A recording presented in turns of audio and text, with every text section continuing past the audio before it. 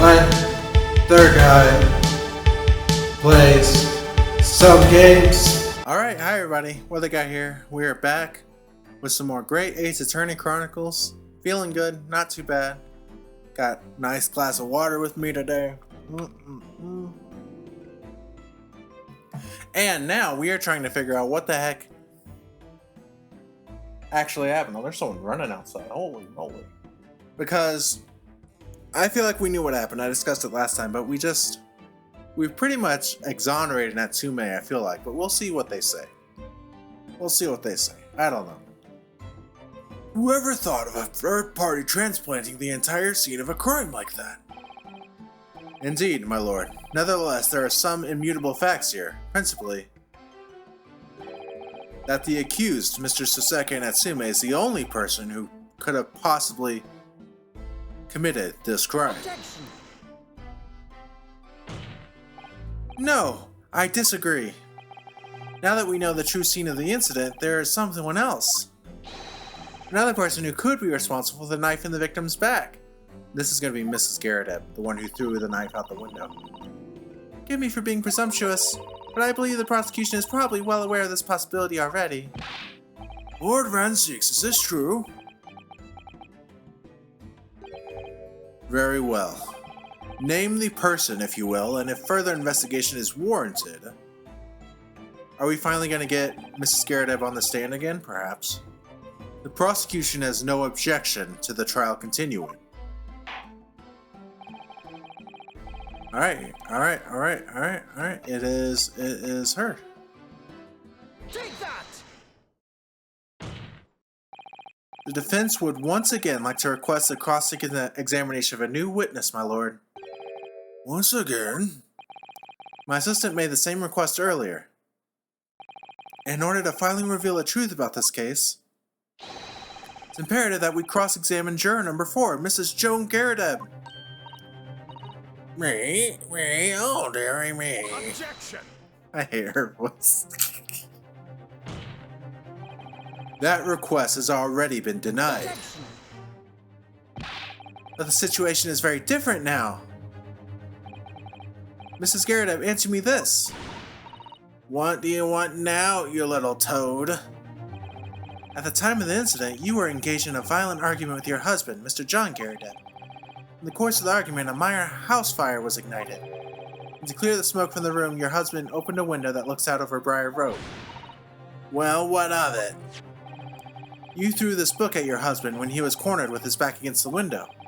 Upon striking the pane of the open top hinged casement window, the book plummeted directly down, finding its way to what we now know to be the true scene of the incident. Yes, and as I said, what of it? During the argument, you were beside yourself with rage.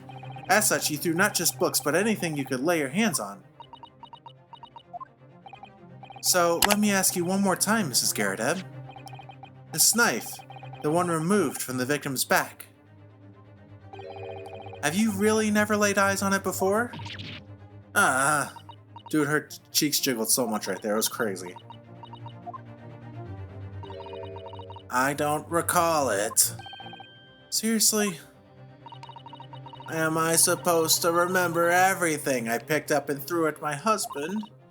And anyway, the man over there in all that regalia said members of the jury needed to testify, didn't he? Conveniently, yes. Objection! No, I have no recollection of saying that at all. Juror number 4. Dude, is Van Zieks gonna be a bro? Oh. Make no mistake, you jurors are not special in any way. You are not immune to the judicial process. If you know something about this knife, madam, let the truth come out. But that's just a common or garden knife. It could have come from anywhere. We have several like that at home. If one went missing, how would you expect me to know? What's that? Are you joking? What are you saying? Please, Mrs. Garrett. Dude, this is what happened. I said this last time, but the book was thrown out the window. Victim bent down to pick up the book, and then the knife struck her in the back while she was bent down. 1,000,000% that's what happened. Now you listen to me. I refuse to believe all this nonsense. I couldn't bear the thought that I'd injured someone. Do you hear? I couldn't bear it. Oh, the poor woman. So, yes, I want evidence. I want to see hard evidence if you're going to insist on this being my fault. You're going to have to prove to me that I threw that knife if that's what you think. Let's look at the knife again. Does it have anything on? Oh, it opens up, doesn't it? Does it have any inscription or anything? It's very, very standard looking knife. The end of it's missing.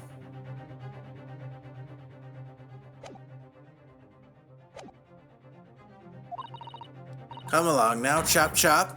Do your worst.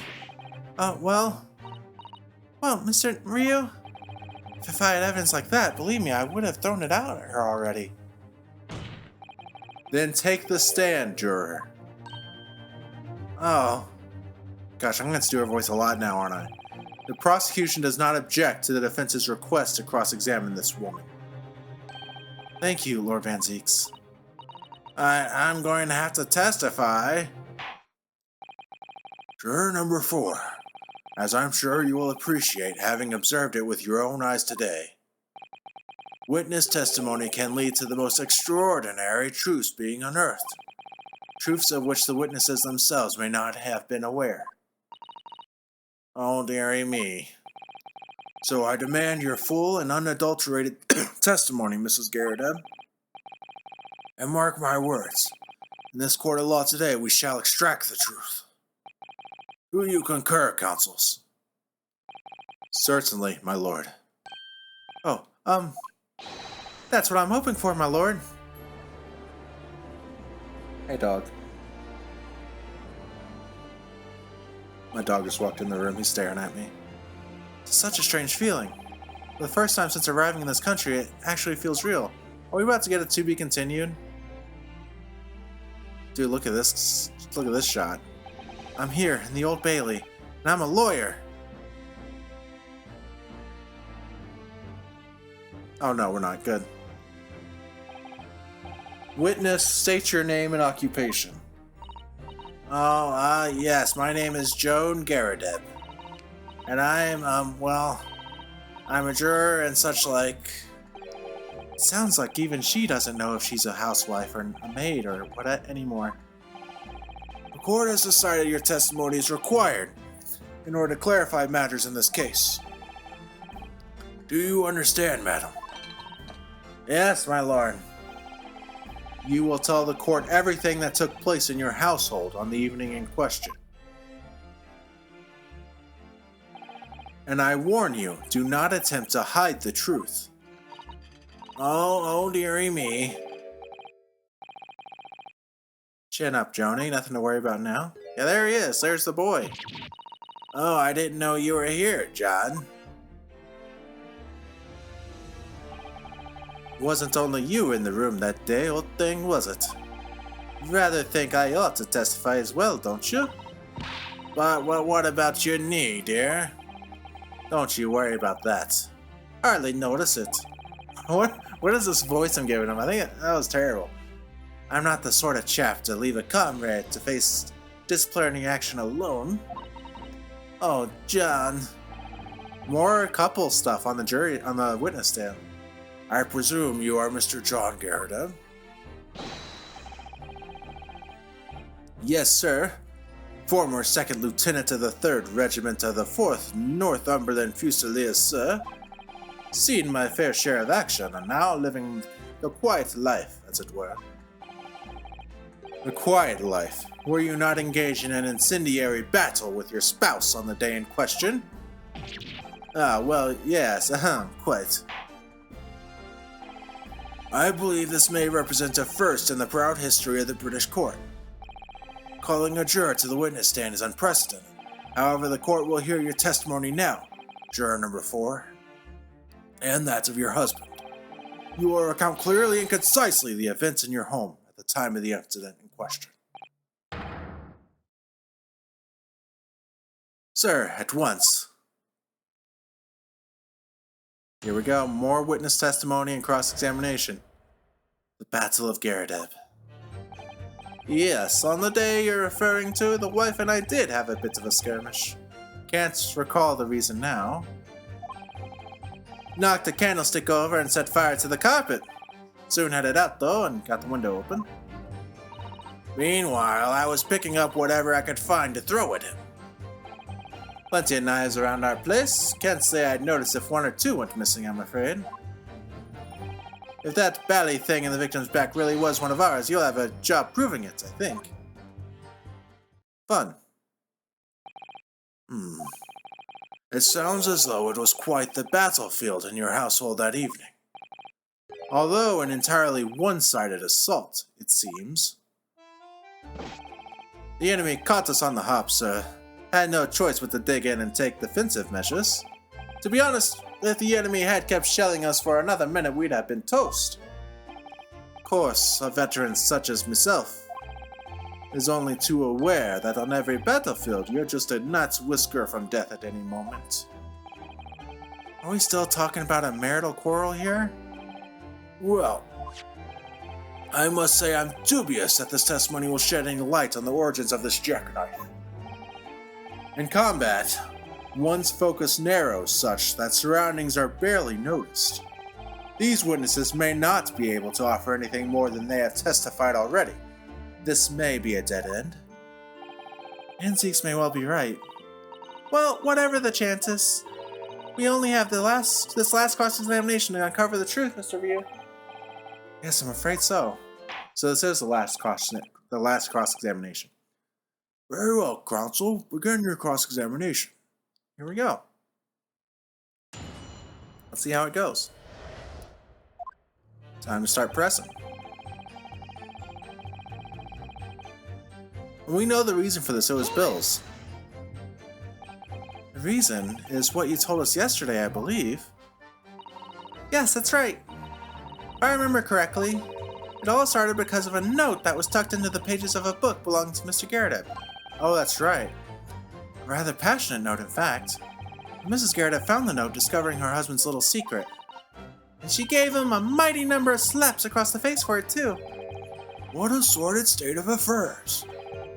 Hell on earth. I say, when a chap says he can't recall such things, it's common decency not to drag it all up. And besides, half of it was wide of the mark anyway. He's so nervous around his wife, it's hilarious. A likely story. These waters run very deep. And what transpired next after these multiple blows to the face?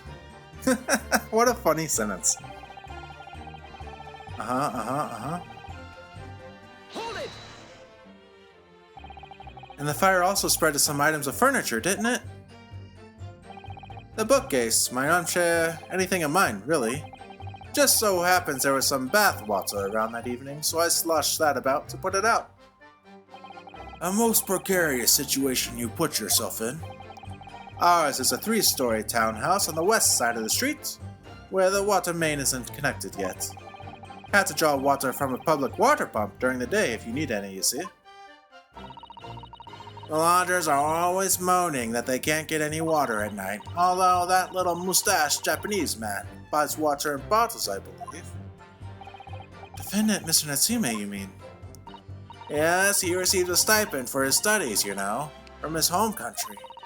Can you imagine being able to brew a pot of tea at all hours? He's obviously very well off. Have you actually seen the state of the man? I believe he uses all of his income to buy books. Well, anyway, the point is I was able to douse the fire with water, fortunately enough. Everything's making sense so far. Hold it! Even though the room was on fire? As far as I was concerned at the time, it was more important to extinguish my anger than the flames. When a woman wants to throw, she must throw. That is most certainly not true of a societal takedown, Mr. Ryu. How'd she know I was thinking that? She's so defensive sometimes. So, please cast your mind back and try to remember. Was a knife among the items that you threw at your husband that day? In all honesty, I don't recall, but I feel I must point out that I'm no monster. Let me see, some bread, a cabbage, garlic, towel, and a sponge. Napkin. Here we go. Is he gonna mention it? You have something to add, sir. Come on, tell us. Mr. Garrett. Don't shoot! Sorry, I beg your pardon. Did your wife's remark just now bring something to mind? Nothing of any significance, no. Just that the barrage of projectiles the old thing launched in my direction was somewhat more solid than she implies. Books, bricks, and the fire poker, I seem to recall.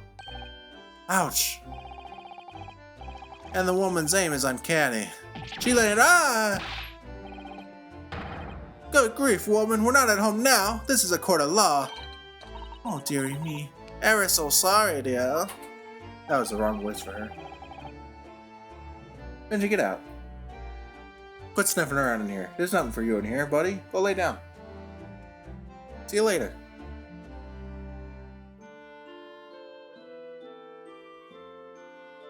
So silly, that dog.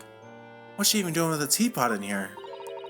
Honestly, John, I would never have thrown such things at you, obviously. Well, take a look at this, then. How do you suppose that happened, Your pipe, sir. I had this thing in my hand as usual at the time of the onslaught. Knocked it clean out with one of her soft projectiles, she did, yes. And when I went to pick the thing up, it was broken in two. I'd like to see a sponge do that sort of damage. I see, your pipe was broken. It would never have been sent flying unless it was hit by something pretty solid. Anyway, I've managed to bandage the thing up for now.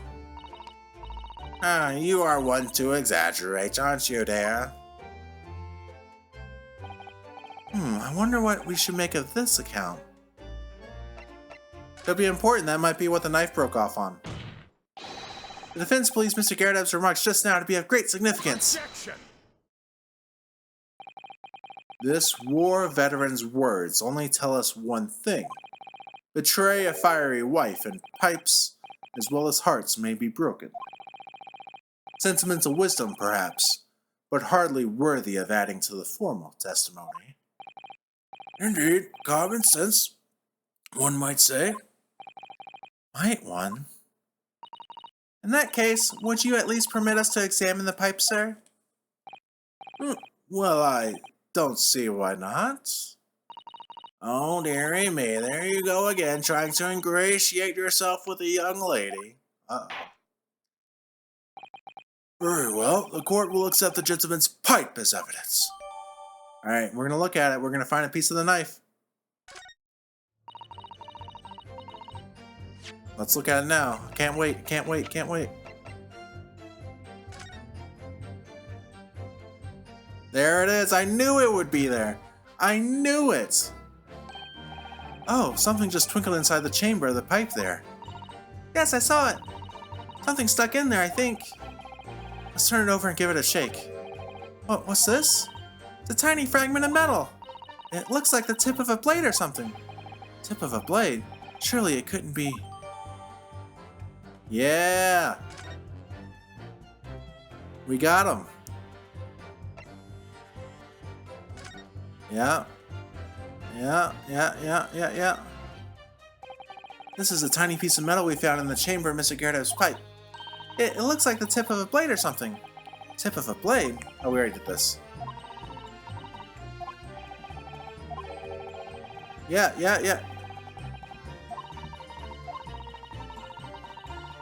I know, we saw it. Alright, so in that case, we need to look at the knife again. Open it up. And then look at the tip. Ba-da-da-da-da, ba-da-da-da-da. Oh, look here, Mr. Ryu, just at the tip. A small piece of the blade appears to be missing. Wait, part of it's missing. I could be wrong, but I've just got a feeling. You remember this? Ah, that's a tiny fragment of metal that we found inside Mr. Gyarados' pipe. Yes, and just maybe. Oh my, it's a perfect fit. Somehow, I just knew it. Easy. Easy. I was just feeling rather disappointed for you that your request was turned down. Oh no, it's fine. Thanks to Sasada, we have some new evidence to work with. We should examine it carefully. Oh, we just did that. Well, thank you for that, rebuttal, Mr. Gerda.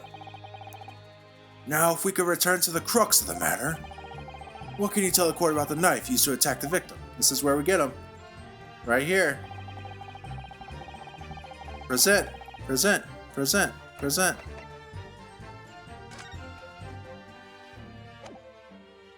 Objection. Let's just consider the implications of that statement for— oh, this is gonna tell me it's wrong. I should have done the tip of the blade, I guess.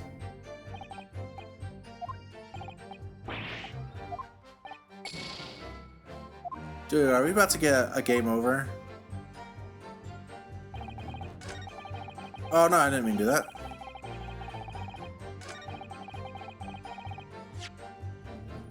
Wait!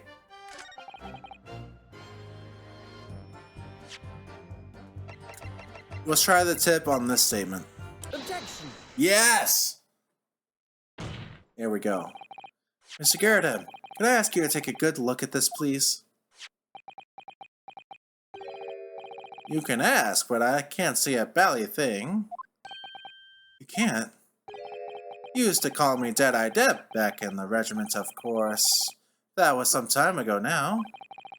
Even when I'm trying to enjoy a large print book by the fire these days, I struggle to tell a B from a D and a P from a Q, to be honest. Oh, he does. Dearie me, it's rather wearing being asked about every other letter and every other word. You must, be very dizzy. What a good joke. What is that? A tiny scrap of metal? Yes, almost certainly from the tip of a blade. And what may appear at first to be just a tiny scrap is in fact a crucial piece of evidence. Interesting. And where did the defense come by this evidence? It was lodged in the chamber of Mr. Garrett's pipe. My pipe, you say? By Jove, I wonder how that got there.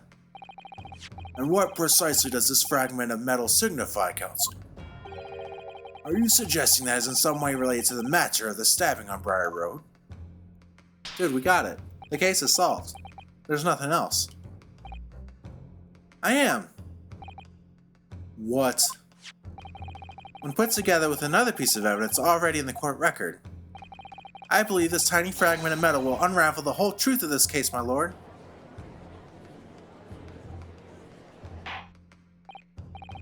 You appear rather confident in that extraordinary statement, Counsel. Very well then, present the pertinent evidence to the court. Here we go. Here it comes. Boom, boom, boom, boom, boom. Take that! This is a knife that was found in the victim's back. If you look closely, you will see that there is a small piece at the tip of the blade that is missing. A common issue with the inferior blades sold at unsavory street markets. Criminals who use them regularly leave the tips lodged in their victims' bones. And what of this particular knife? No doubt its tip has suffered a similar fate, now languishing somewhere near the spine of the victim. Objection. No, that's not the case. The tip of this particular knife's blade is the very fragment of metal we discovered in the chamber of Mr. Garrett's pipe. Good grief, Lord Van Zieks? I don't believe it. The knife from the crime scene and this fragment of metal are a perfect match. Good golly gosh! Sorry. Order. Is this some sort of Eastern sorcery? This is no magic, my lord. This is a miracle. A miracle? So Van Zieks has figured it out, has he?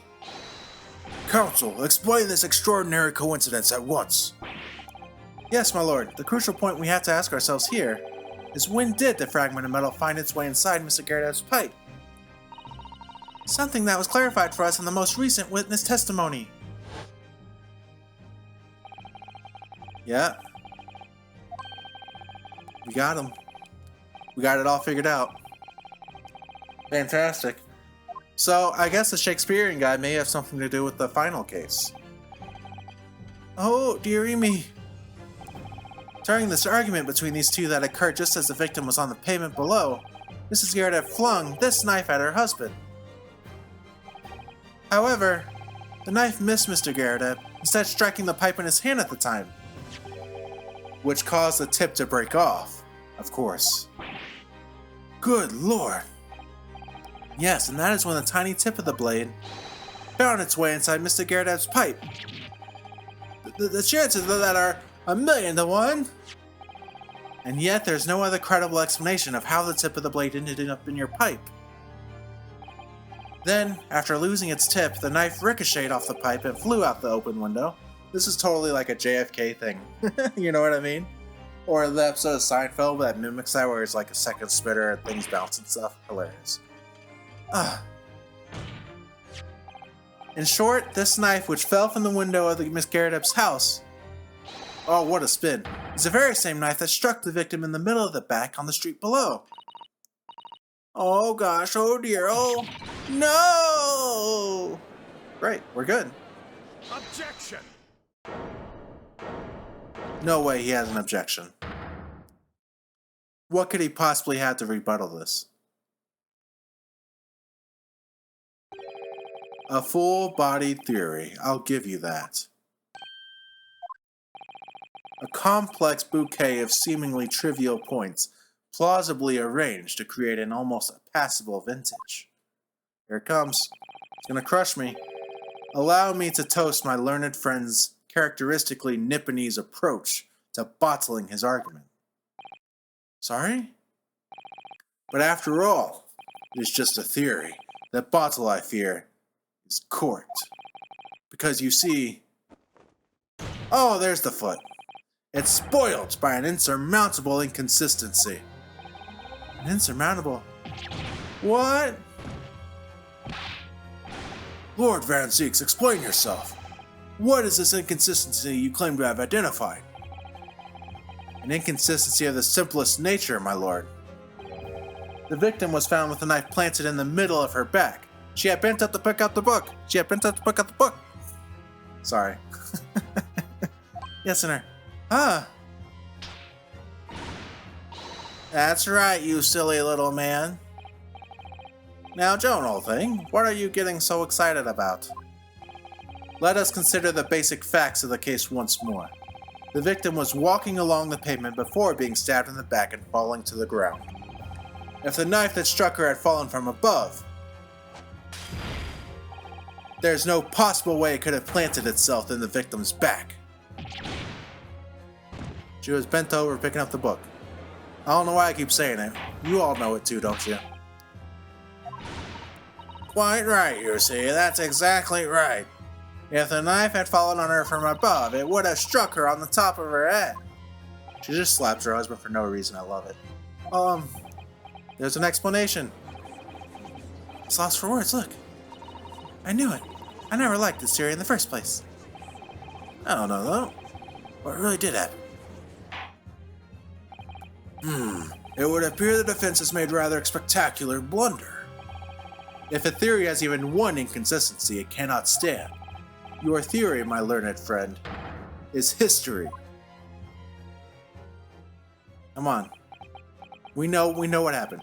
You were so close, I could see the truth. I was so sure we were on the right track.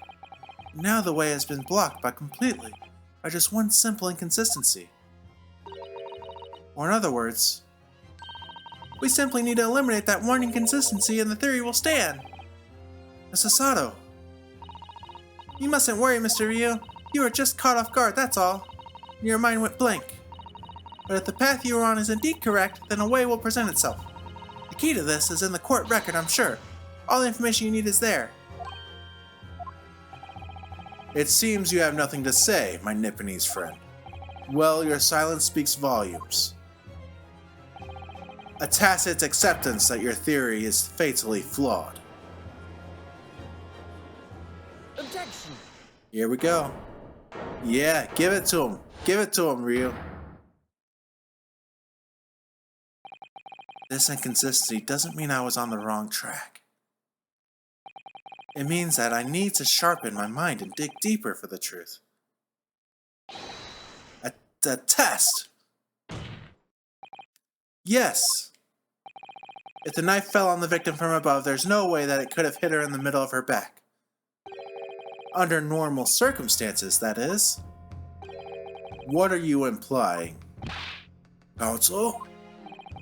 There is a piece of evidence in the court record that can explain this inconsistency. That can explain how the knife that fell from above could have pierced the victim's back. We already have the answer. Goodness. Utter madness. Surely this must be the last time. Counsel, present the evidence of which you speak.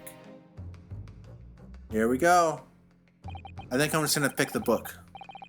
It's the last inconsistency, the final piece in the puzzle. If I can successfully make sense of this, the truth will be laid bare at last.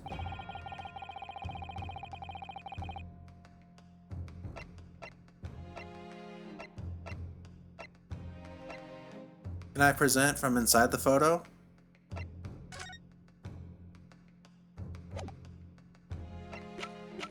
Is it just the book?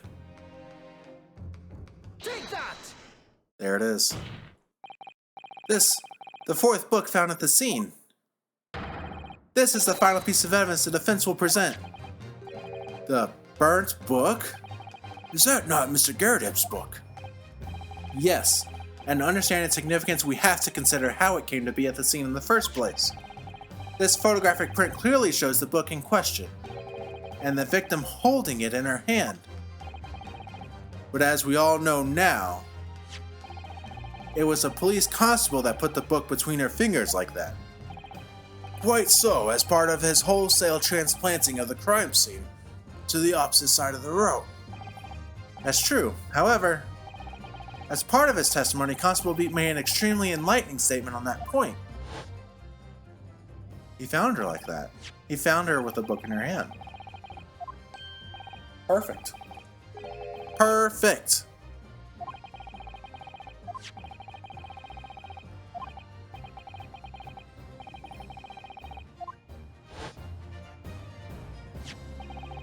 In other words, the victim had already picked the book up of her own volition. And clearly that must have been before she suffered the knife wound. Well, I should say so. Being attacked with a knife, I don't imagine she'd have been doing much of anything. So the question becomes, why did the victim have that book in her hand? By jingo!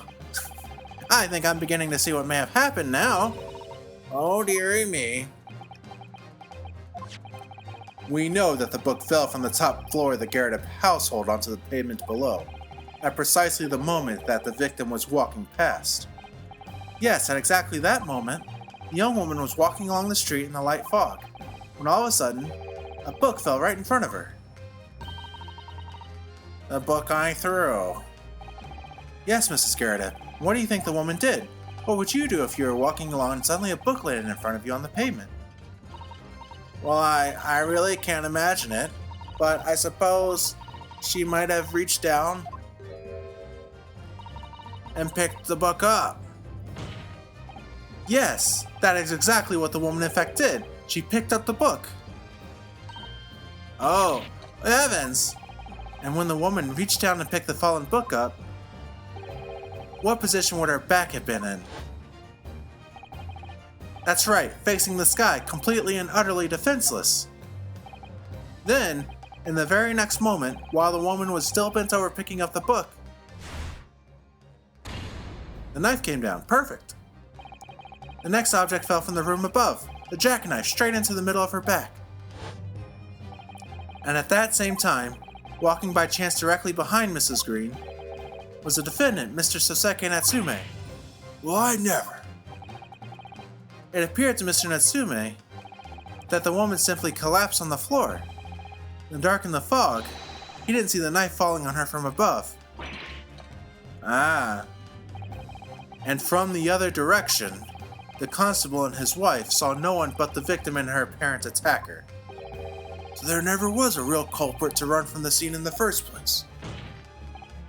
No, this was nothing more than a series of unlikely events that culminated in an unfortunate accident.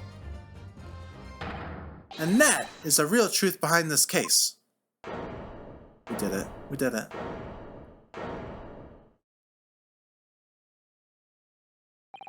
Well, Mr. and Mrs. Garrett?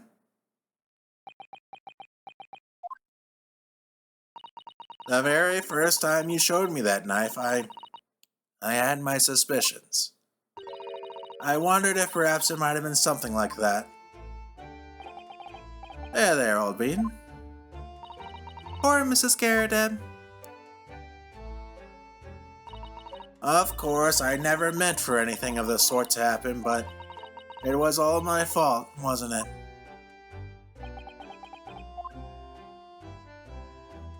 We solved the case. I take full responsibility. I let my anger get the better of me. I threw that book. I threw the knife as well.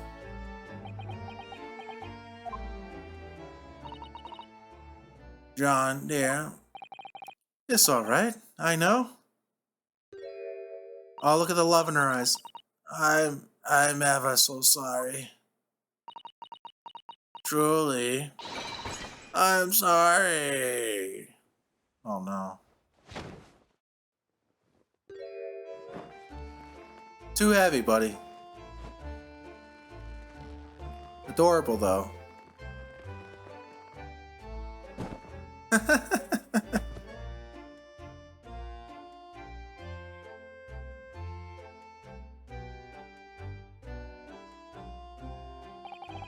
Lord Van Zeeks, what news of Mrs. Garrett?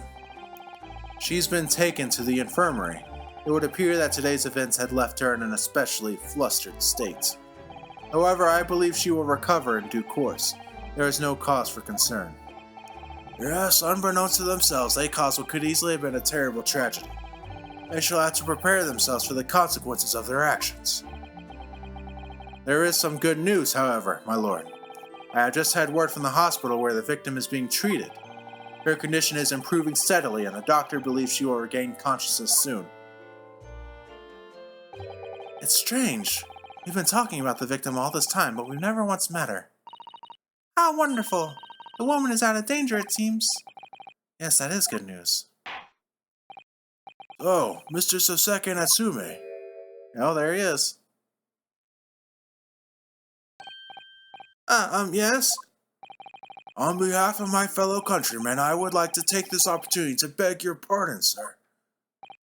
You came from your distant eastern homeland to study our great British culture, and have been repaid with immeasurable unkindness. Please accept our heartfelt apologies. We did it. No, it is me who should be begging your pardon. Oh no, Mr. Natsume. That evening, when the young woman just collapsed on the pavement before my eyes, I jumped to the wrong conclusion again in my confusion. What conclusion, sir? I was sure that the woman was dead. Yes, Constable Beat said the same thing, didn't he? He thought she had been killed too. I suppose she must have looked completely lifeless. It's been about a year since I arrived in Great Britain now, but I still can't get used to life here. I can't relax. I'm sure there are evil spirits lurking in the fog, like they're haunting me. Poor Soseki. His imagination really has got the better of him. Yes, poor man. So when it happened, I thought the young woman had been taken by the fog spirits. Fantastic. Guy is still a little bit loony, isn't he? Should never have dropped my books like that and run away. I should have called for help, for a doctor, for the police. Instead, I've managed to create a rift in the relationship of trust between our two empires. And for that, I am truly sorry. Fantastic. Dude, what is Mr. Garrett doing up there in the juror box? One could easily say that some sort of mischievous spirit has been at work here, I think. One that created a chain of unfortunate mishaps. We were befooled by this spirit and led to false conclusions. But thanks to Lord Van Zeeks and our young lawyer here from the east, that chain has now been broken and the spirit exorcised. I heartily commend you both. Oh! Now then, ladies and gentlemen of the jury. Yes, my lord. In concluding this trial, I must ask one last time for your decisions regarding the defendant's culpability. Are you ready to present your findings to the court? As a foreman of this jury, I can assure you we've reached a fair and just conclusion. I do declare the truth can be extremely cruel at times. Well, I didn't suspect the woman next to me, that's for sure. Sitting in for the old bean while she's out of action, you know, but I know what her decision would be. Does this mean I'll finally be able to get out of here and start work? Well, it's about time. I say, I'll have a corker of a story to tell the grandchildren when I get home, won't I? Fantastic, we did it. Very well, ladies and gentlemen of the jury, I hereby demand your final decisions. Mr. Foreman. Not guilty. Not guilty. Not guilty. Not guilty. Not guilty. Not guilty. There we go. Pow, baby! Case concluded! One more to go in this game, and then we have the other side of the game. Very well, Mr. Soseki Natsume, I hereby pronounce you not guilty. Confetti for everybody. Confetti, confetti. Fireworks inside the courthouse, why not?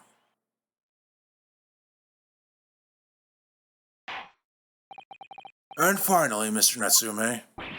Oh yes, Lord Sir. You are now a free man once more. It is my hope that you will continue to further your education in British culture. And may you never again be brought before me. Oh, yes, sir. Of course. On my life. I swear I'll never set foot in a courtroom again. I'm transported to tears. Thank you, counsels. Court is adjourned.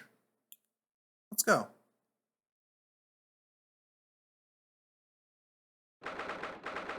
Let's frickin' go. We did it.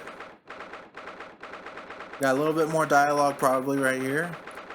I wonder if Mr. Natsume is gonna die like Mr. McGilda did. We'll see. Oh, Locum. Wait, you mean me? Of course. Is there another Locum here? Is there even one? Compared to the original Locum student, Mr. Ryo Esquire, your name has become rather short, hasn't it? What's wrong with us using my actual name? Oh, at last, I'm free! Joyful, joyous, jubilant, jubilation! Heady, hearty, happiness, hurrah! Oh, I am pleased. Mr. Natsume is delighted. Would it be so hard just to say that then? Locum, you did it! You saved me from the brink! Well, what happened to the poor woman was in no way your fault after all. I'm just glad everyone can see that now. No, not that! Lovely, loyal, Locum, lawyer! Yes? I mean, as I said before, I have just never got used to life here in Great Britain. Every time I look over my shoulder, I see foreigners. I see towering brick buildings. And from high up windows, I see them looking down on me, laughing. Look at that little hunchback.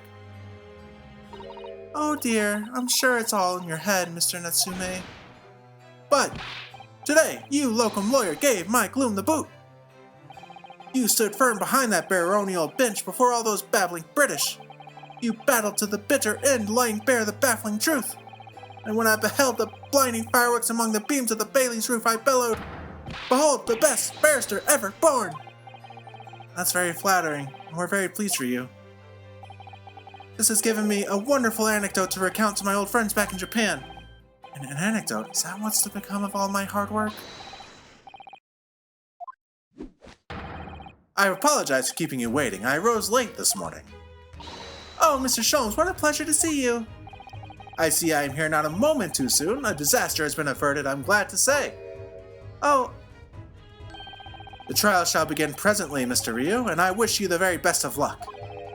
It's just finished. What? No! Then my haste was in vain? It's you! Her, Locke Sholmes! Oh, have we met, sir?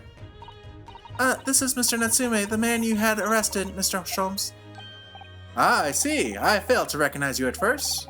Our previous encounters had taken place in the gloom, either of your bleak lodgings or that prison cell. I simply couldn't place that curious face in the light. Charming. That was supposed to be Ryu. This is all your fault. Herlock Sholmes. You're the reason I had to go through this terrible ordeal. I'm gonna give you a piece of my mind. My apologies, sir, but I assure you, I have placed you now. You're the fellow who abandoned that poor young lady and ran off, are you not? Had she been taken to hospital more urgently, I feel perhaps she would have regained consciousness by now. Oh, but it was unavoidable, I'm sure. We are but human after all. Anyone would have been shaken by such an experience.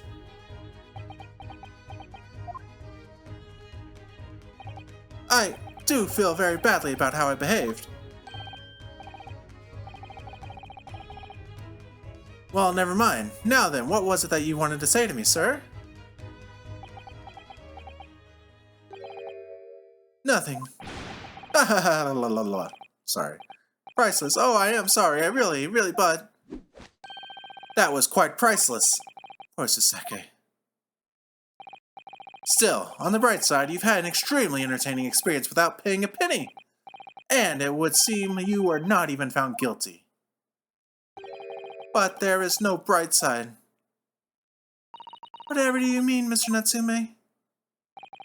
Even after this, I'm still cursed by the spirits, and now by the Reaper. Ah, Lord Van Zeeks. I haven't forgotten, you know, what facing that man in court means. Even if you're found not guilty, you're still doomed. It'll be all right, Mr. Natsume. If the Reaper appears trying to make trouble, I will protect you. Hi-ya! So unnecessary. With a perfectly executed Sasato takedown.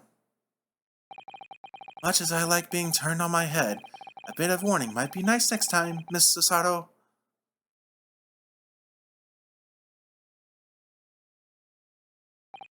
So, Mr. Natsume, what do you intend to do now? You mentioned something about recounting your experiences to your friends back in Japan?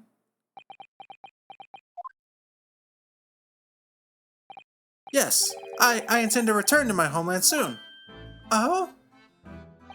It has already been on a year since I arrived here in Great Britain. I visited universities, libraries, bookshops. I've been honored with the tutelage of professors. I've learned so much about the wealth of literature here, and the city has shaped. And I've come to realize that it is my calling to sail home and tell my fellow countrymen about it. Well, that's very touching, Mr. Natsume. Or in perhaps less veiled terms, you wish to withdraw halfway around the world, escape the terror of the Reaper's curse? That's not it at all! The more I learn of literature, the more the strange feeling claws at my insides. I feel compelled to return to my roots and attempt to pen a work of my own. Oh, I see. A work of literature by Suseke. Could be an interesting read. And what about Miss Sasato and yourself, Mr. Ryu? Sorry, what about us? Well, you returned to Japan alongside your moustache compatriot? Why would we? A week has not yet passed since we arrived in London. And only now does it feel as though we have finally found our feet. And you are accommodated in a hotel at present, are you not? That's right, but we need to find lodgings before it bankrupts us. I calculate we can only afford another 10 nights before our entire budget is exhausted. Well then, you could take my lodgings! Oh, the windowless room?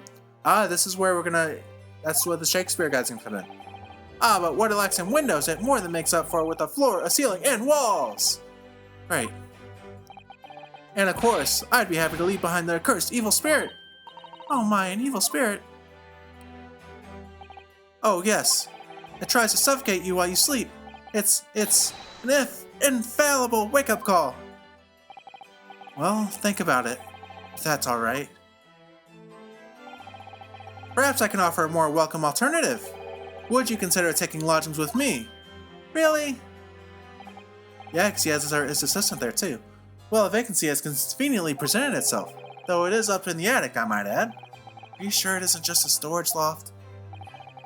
I spoke with the landlady this very morning on the matter of price, and Iris is cleaning the room as we speak.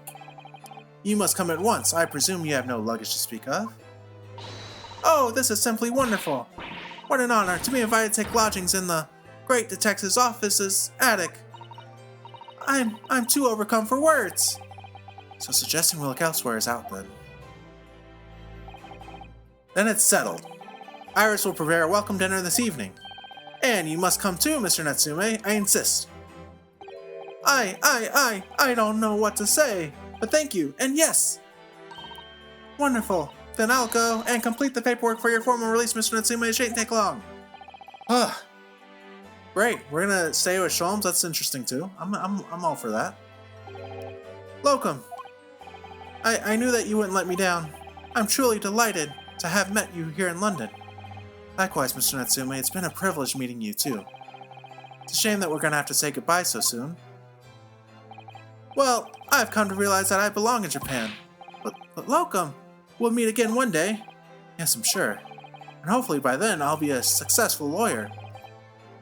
Hopefully by then I'll be a successful author. Well, my dear fellow, our carriage appears to have arrived.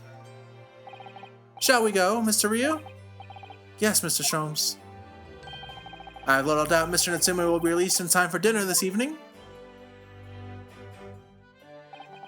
And so, with Soseke's innocence successfully established, we rode with Mr. Sholmes to what was to become our new home, 221B Baker Street, baby! And that... Wow, there's more. No. This is where we stop. We gotta stop here.